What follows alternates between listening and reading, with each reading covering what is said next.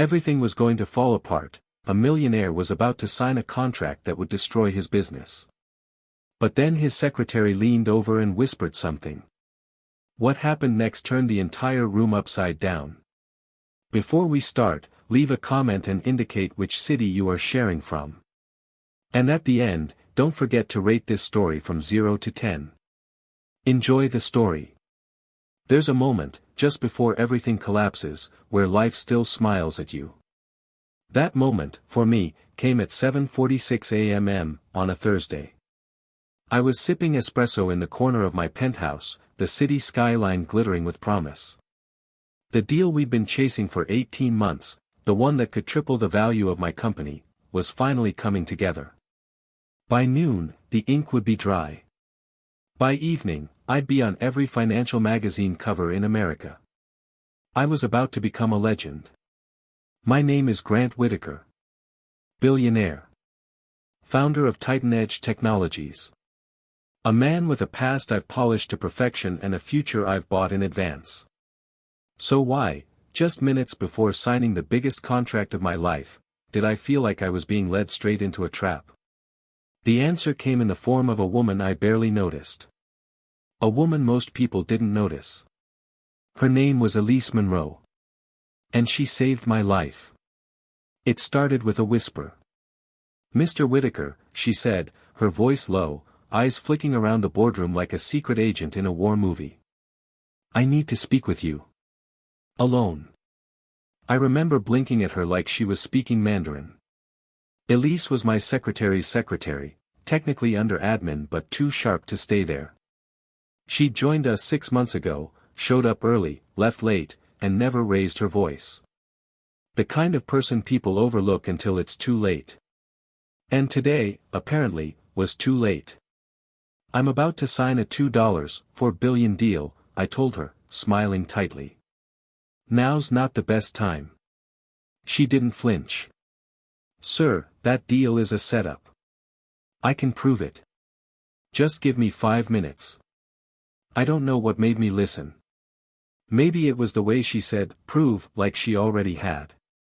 Maybe it was something deeper, a flicker in her eyes that felt like urgency. Not for her job. Not even for me. For the truth.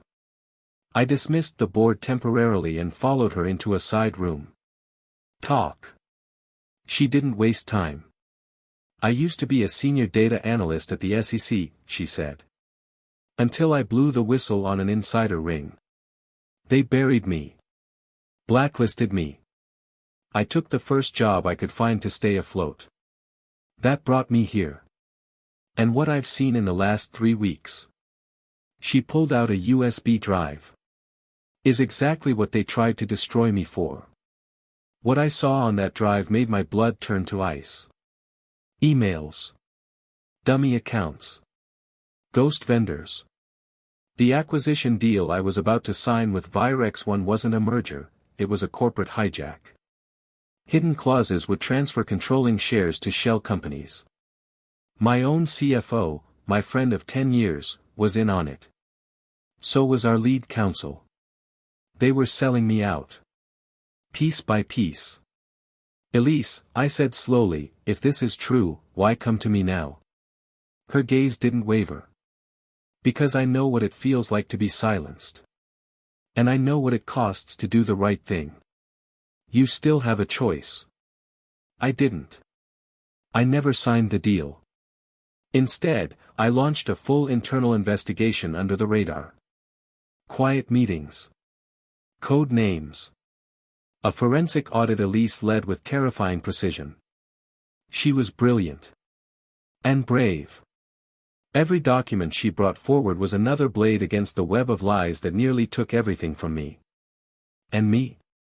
For the first time in years, I questioned everything I'd built. The friends I trusted. The ambition I worshipped. The man I had become. Elise didn't just save my company. She reminded me who I was before the titles, the cars, the press conferences. A man who used to believe in doing the right thing. You don't just put out a fire like that with water. Not when the flames are coming from inside your own house. I spent the next 48 hours replaying Elise's evidence like a broken film reel.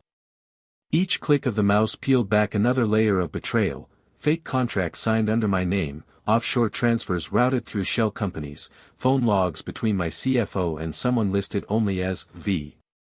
It was surgical. It was personal.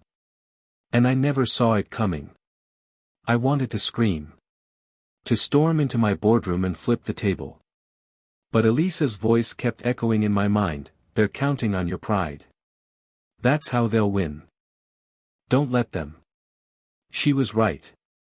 So instead, I invited the enemy in. We held the next strategy meeting as scheduled. My CFO, Marcus Bell, swaggered in with his trademark smugness. He even brought champagne. To new beginnings, he toasted, clinking glasses around the table. I played along. Smiled. Raised my flute.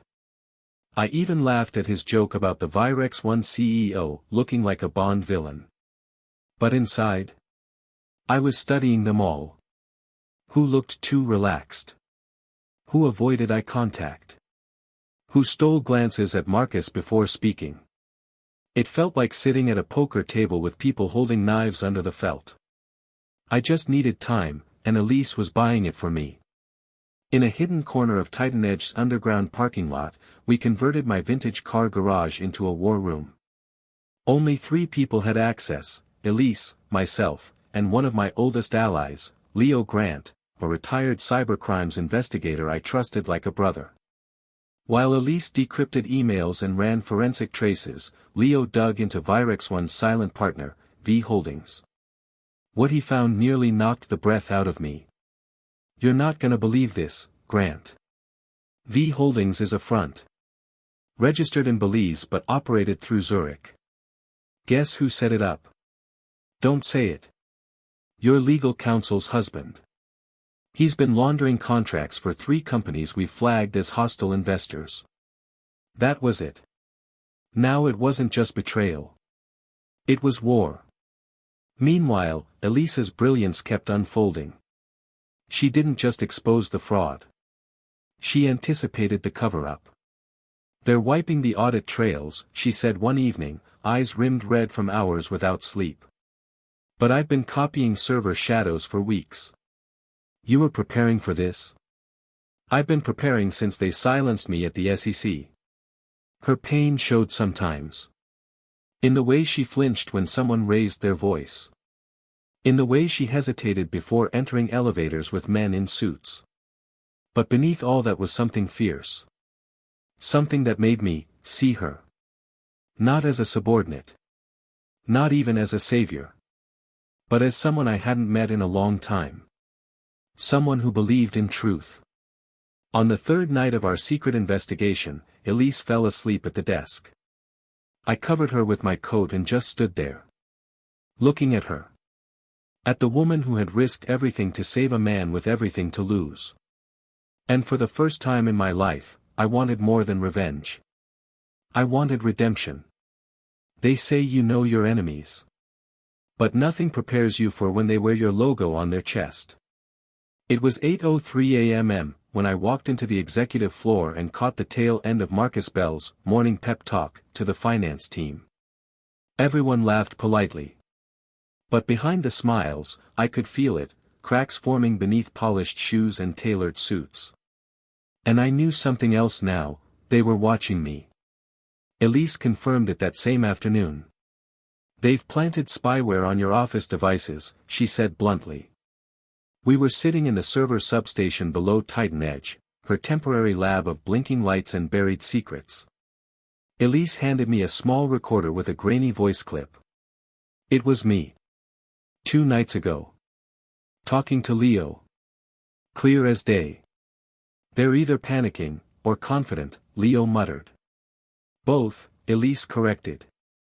"Which makes them dangerous." I replaced my devices. Scrambled comms. Assigned decoys. But none of that stopped the paranoia creeping in. Every board member handshake felt colder. Every assistant's glance lingered too long. Even my driver, a man I'd known 10 years, hesitated when I asked where we were going. And in the middle of that tightrope walk, a new problem hit: the press. Monday morning headlines lit up like a forest fire. Titan Edge nears billion-dollar merger with shadow firm. Insiders question CEO's judgment amid silent takeover. Whitaker's empire on the brink? They wanted to corner me. Smear my reputation before I could speak. I paced my office, fists clenched, looking out over a city I used to own. My reflection stared back like a man halfway to collapse. And then Elise walked in. She didn't knock. She didn't need to. "You're not going to crumble now, are you? I've worked 20 years to build this company. I trusted people I'd call family. Now they're gutting me from the inside. Then don't let them finish the job." She placed a folder on my desk. Inside, screenshots, transaction logs, and one email subject line that made me physically sick. Forwarding draft, sell-off clause activated if Whitaker resigns or is incapacitated. Elise looked at me like a firestorm in a silk blouse. "They're planning to push you out. And if you don't act fast, they'll win." That night, I made a decision. I'd play their game. Smile in meetings. Pretend the rumors didn't get under my skin. But behind closed doors, I would build my own trap. And Elise would be my right hand. Betrayal isn't loud. It's silent. Clean. Signed in ink you never see until your hands are already tied. I discovered mine in a ledger labeled Consulting Expenses, Q4. It sat in a beige folder on Marcus Bell's assistant's desk. Harmless. Ordinary. I passed it 100 times on my way to morning briefings. But on that particular Thursday, Elise intercepted it during a shared printer malfunction. A malfunction she caused. Inside that folder was the Judas kiss. A string of transfers, just under $500,000 each. Routed through a third-party shell and labeled Compliance Consulting. But here's the kicker: those payments didn't go to a vendor. They went to someone named Harriet K. Whitaker. My ex-wife. I hadn't seen Harriet in nearly 6 years. We'd parted with a few thousand apologies, no kids, and a mutual gag order. I thought she hated corporate life more than she hated me. Apparently, I was wrong. "She's laundering for Marcus," Elise said, eyes narrowed. "She signs the documents. He masks the movement. She holds the funds until the hostile buyout's complete. Then she cashes out, and Marcus takes the company." I stood there, jaw tight, every breath feeling like fire. "How long have you known this?" I asked quietly. "I confirmed it this morning." "And you still came straight to me?" "You're still the CEO, for now." Her words weren't cruel. Just honest. And somehow, that hurt more. I spent the next 3 days pretending nothing had changed. I smiled at Marcus. I even shook his hand. But every second I looked into his smug, calculating eyes, my knuckles itched to break something. Elise crafted a digital footprint map so intricate, it would have impressed the FBI. She traced server logs, payment authentication routes, and VPN switch points. She was a hurricane behind a laptop. And I was starting to realize something dangerous. I wasn't just grateful for her. I was drawn to her. It was after midnight when I finally cracked. We were in the war room again, the hum of servers pulsing like a heartbeat. Elise leaned over her keyboard, hair pinned back, eyes red with fatigue but never missing a beat. "You should sleep," I said. "You should fire your CFO." I smiled in spite of everything. "If I had 10 more like you." She cut me off. "You don't need 10 more like me. You need one version of yourself who remembers who the hell he is." That hit harder than it should have. Because the truth is, I'd forgotten. Forgotten the man who once refused to bribe a government contract. Forgotten the 20-year-old who slept in a data closet for a week just to fix a launch bug. Forgotten the reason I built Titan Edge in the first place. And here she was, reminding me with a simple sentence. Later that night, I poured 2 glasses of scotch and handed her one. To lost legends, I said. To the ones who come back stronger, she replied. Our eyes held just a little too long. And for the first time in years, I let myself wonder, what if all this wreckage was leading me somewhere better? Someone better. Revenge isn't rage. It's strategy. And we had one. The morning of the quarterly shareholder meeting, I woke up early. Elise had been up since 3 a.m., reviewing the final files. Leo arrived at dawn with a portable server and a smug look that said today's the day. This wasn't just about exposure anymore. It was about humiliation, served cold. Titan Edge's boardroom was pristine, every seat filled. Marcus Bell sat confidently near the center, flanked by our legal counsel, Miranda Sloan, and 3 of Virex One's acquisition executives. The vultures had arrived early. I watched them, dead calm, as they passed around coffee and laughed at inside jokes like they already owned the building. They thought they'd already won. They had no idea. I opened the meeting with a speech. Nothing dramatic. No raised voices. Just a brief recap of our pending partnership with Virex One, peppered with gratitude and optimism. Then I said, before we proceed to vote, I'd like to share a short presentation compiled by my data compliance team. Elise, seated behind a monitor in the corner, clicked play. It started simple, just charts, account flows, quarterly expenditures. Boring. Then came the pivot, a slide titled Fraud Pathways, Internal Breach. The room shifted. Eyes sharpened. Marcus stiffened. Miranda blinked twice. One by one, Elise displayed the full money trail, dummy vendors, falsified consulting fees, encrypted wire logs, all leading to a single offshore funnel. Then came the screen that made Marcus pale, final transfer recipient, Harriet K. Whitaker, trustee of Bell Sloan Holdings. The board exploded. Marcus jumped to his feet, face drained of color. This is absurd. That account has nothing to do with Titan Edge. I remained seated. So you're saying my ex-wife is collecting $500,000 payouts from your shell company by coincidence? That's not what I suggest you sit down, Marcus. He did. Then I turned to Miranda. Care to explain why you never disclosed your familial link to the Shell trustee in any of our M&A disclosures? Miranda looked cornered. I didn't think it was material. You're under oath. It's material now. Leo handed her a copy of the legal complaint. Elise had filed it last night. Fraud. Conflict of interest. Conspiracy to defraud shareholders. A full takedown. Within 20 minutes, the board voted to suspend both Marcus and Miranda pending investigation. Virex One's executives stood and left without a word. The trap had closed. The first domino had fallen. That night, I walked into the war room where Elise was curled up on the sofa, a mug of tea in her hands, screen dimmed to black. She didn't say, "I told you so." She just looked up and smiled. "We did it," I said. "One down," she replied. "More to go." "Always." She looked exhausted. Triumphant. Beautiful in a way I couldn't ignore anymore. "Elise," she looked up. Eyes wide. "You saved my company. But more than that, you reminded me who I used to be."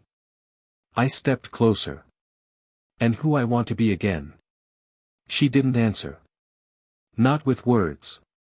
But the way she leaned into my chest said everything. In every story of redemption, there's a moment when the hero realizes he's still bleeding. Mine came 2 days after Marcus was escorted out of the building. The public loved the takedown. Financial blogs hailed it as a masterclass in corporate warfare. Investors called it a miracle. The stock surged 11% in 1 week. And yet, I felt nothing. Not relief. Not satisfaction. Because the war wasn't over. And because I couldn't stop thinking about Elise. We kept things quiet. Unspoken. At the office, she was still my data strategist. Behind closed doors, there were moments. Long glances. Shoulder brushes that lasted just a second too long. But neither of us crossed the line. Not yet. I think we were both scared, of ruining the one thing that had kept us from sinking. On Wednesday, Leo handed me something I wasn't ready for. New email string. Look who's back. I scanned the document. Dozens of encrypted messages between Miranda Sloan and a name I hadn't seen in years. Dominic Harrow. My former mentor. The man who taught me everything about venture strategy. Who'd once called me the son I never had. And who, according to these emails, had helped orchestrate the entire Virex 1 betrayal. He coached Miranda through the shell structure, Leo said. He even suggested using your ex-wife's name to delay your suspicion. This wasn't just corporate theft. It was personal. Why? I whispered. I think he never forgave you for walking away. I remembered it then. The day I left Harrow Equity. The screaming. The accusations. The threat I never believed he'd follow through on, one day, I'll take from you everything I built into you. And now, he had tried. Elise and I stood at the window of my office later that evening. The city was bathed in a wash of gold and shadow. You okay? She asked quietly. I don't know, I admitted. Feels like I've been trying to outrun the same ghosts for 10 years. Then stop running. Easy for you to say. She turned to me, her expression fierce. I lost everything because I wouldn't lie. I was blackballed. Mocked. Called crazy. You think it was easy staying silent when I knew I was right? Why didn't you give up? Because if I did, they'd win. Her voice cracked slightly. And I saw it, the pain. The scars beneath her calm. We weren't so different after all. That night, I made another decision. It was time to go after Harrow himself. Not just to save Titan Edge. But to reclaim the part of me I'd buried the day I walked out of his glass empire and told myself I'd never look back. You never expect the man who raised you in business to become your final enemy. But that's exactly who Dominic Harrow was now. We met in a private suite at the Penrose Club, the same place he once toasted me when I made my first million. The same dark leather chairs. The same $600 scotch. Only this time, the warmth was gone. Dominic still had that polished charm, silver cufflinks, tailored jacket, soft voice like a lullaby with venom underneath. Grant, he said, smiling like a crocodile. You finally came back. I didn't come to reminisce, I replied. I came to ask why. He poured 2 drinks, sliding one toward me without looking. Because, my boy, you forgot who made you. I didn't drink. I just stared at him, eyes narrowing. So you dismantled my company for revenge? He leaned back, swirling his glass. I didn't destroy you. I gave you an opportunity, to remember that sentimentality has no place in empires. You let people like Elise Monroe, Indiana. You forgot the golden rule. And what's that? Never trust anyone who hasn't lost everything. I laughed. Bitter and low. She did lose everything. And she's 10 times the strategist you'll ever be. For a second, something flickered in his eyes, disgust. Envy. Back in the war room, Elise had listened to the whole exchange through a hidden mic. She sat quietly after the recording ended, then asked, You're sure you want to go after him? I have to. He's still pulling strings. Still in the shadows. He's dangerous, Grant. He doesn't just attack companies. He ruins people. Then we ruin him first. The plan took form fast. Leo uncovered Dominic's link to Echelon Partners, a quiet fund funneling capital to tech startups that mysteriously went under after accepting funding. Elise found the paper trail, manipulated earnings reports, stolen IPs, insider trading cloaked under consulting contracts. It was a graveyard of ruined founders. And we were going to bring the tombstones to light. At the next press briefing, I went off script. I stood behind the Titan Edge podium in front of flashing cameras and said, "We've uncovered a series of external attempts to destabilize this company. This isn't just about Titan Edge, it's about an entire system of predatory power. And we are naming names." The fallout was immediate. Dominic Harrow trended on every platform. Within hours, the SEC launched an inquiry. By morning, a class action lawsuit followed. Later that week, Elise and I sat on the rooftop of my penthouse, watching the skyline buzz. "You just declared war on a man with more enemies than morals," she said. "Then I guess I'm in good company." She smiled, tired but proud. I took her hand. She didn't pull away. "Elise," I whispered. "When this is over, I don't want to just thank you. I want to build something new, with you." She looked up, eyes shining. "Then let's make sure we survive this first. Some victories don't come with applause. They come with the sound of a gavel." At 9 a.m. sharp, the Securities and Exchange Commission held a live press conference. And for the first time in over a decade, Dominic Harrow's name was at the center of a criminal investigation. Charges: securities fraud, conspiracy to manipulate markets, wire fraud, and obstruction of justice. But it wasn't the announcement that rocked Wall Street. It was the evidence we released minutes before. Elise had orchestrated it like a symphony. A 14-page exposé sent to every major financial journalist. Attached, whistleblower files, transaction records, internal emails, everything Dominic thought was buried. I'll never forget the headline that exploded across news feeds: "Tech Kingpin Harrow linked to dozens of corporate sabotage schemes, exposed by former protégé." We didn't just burn the bridge. We lit up the entire coastline. The day after, Dominic's empire cracked. His hedge fund collapsed. 2 of his partners turned informants. And one of his protégés, Miranda Sloan, entered a plea deal in exchange for her cooperation. Leo called it the fastest fall from grace since Enron. But for me, it wasn't about punishment. It was about liberation. That evening, I walked through the Titan Edge lobby as employees stood and clapped.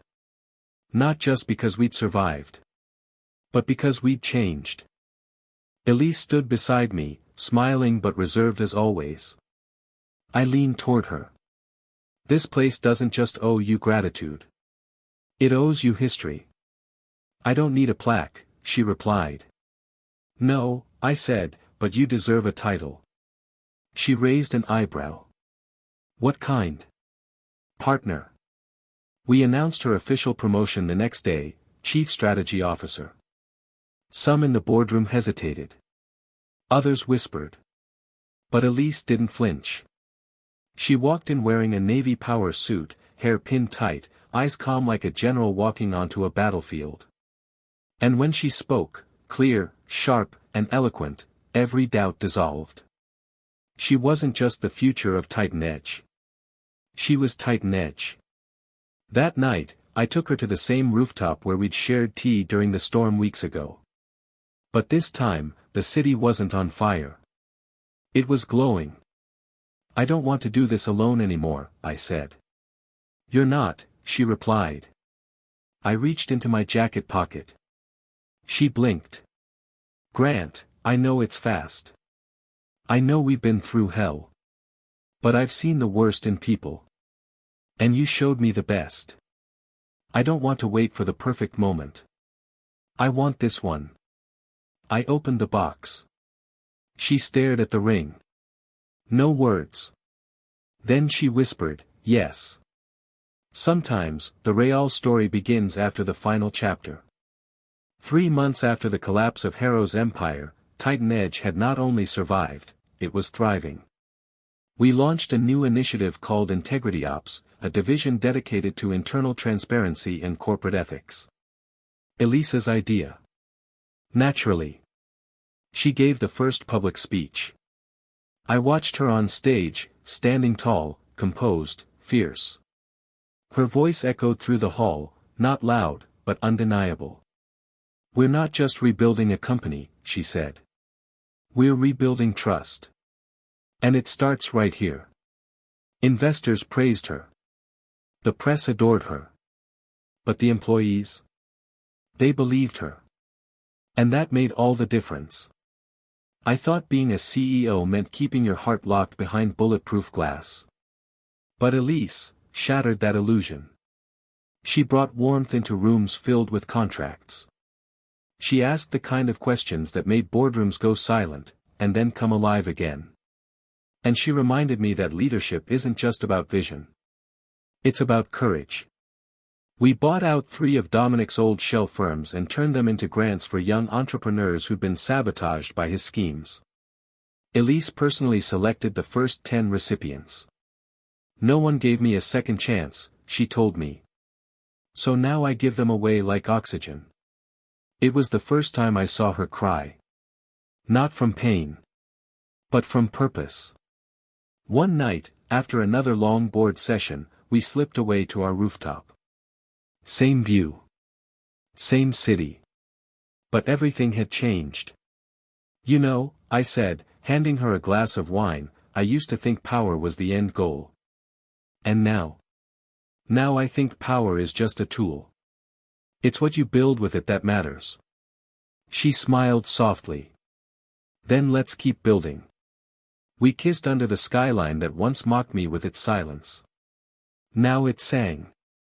A week later, I surprised her with a small ceremony. Just us, Leo, and a few friends on the cliffside vineyard in Sonoma. No media. No suits. Just 2 people who went through hell, and chose each other. Legacy used to be a headline. Now, it's a life. It's been a year since the collapse of Harrow's empire. A year since the boardroom betrayals, the forged contracts, the humiliation. And a year since Elise Monroe changed everything. Not just my company. Me. Titan Edge is stronger than it's ever been. Our ethics division, Integrity Ops, is now being modeled by firms in London, Singapore, even D.C. Elise and I co-wrote a new corporate charter, one that actually prioritizes transparency, diversity, and justice. We even presented it at the Global Tech Ethics Forum in Geneva. They gave us a standing ovation. But I didn't care about the applause. I only cared about the woman holding my hand afterward. We wake up in the same bed now, in a house we built outside the city, glass walls, quiet hills, a view of the sunrise we both used to forget existed. Sometimes I catch her staring at her old SEC badge. "You miss it?" I ask. "No," she says. "I just like remembering how far we've come." She framed that badge above her desk. Next to it, a plaque I had made that reads, "Truth doesn't whisper. It waits for the brave." I still run Titan Edge. But not alone. Elise is my partner in every room. Every decision. Every storm. She challenges me. Calms me. Reminds me that strength isn't always volume, it's consistency. Integrity. Courage under fire. And love, most of all. People sometimes ask how we made it. How we survived scandal, sabotage, and the wreckage of our pasts. The answer is simple: we chose truth. We chose each other. We chose to rise, when it would have been easier to stay down. And when I look at her now, eyes bright with fire, mind sharp as ever, her hand always reaching for mine, I know, this isn't the end. It's just the beginning of the future we chose. Together.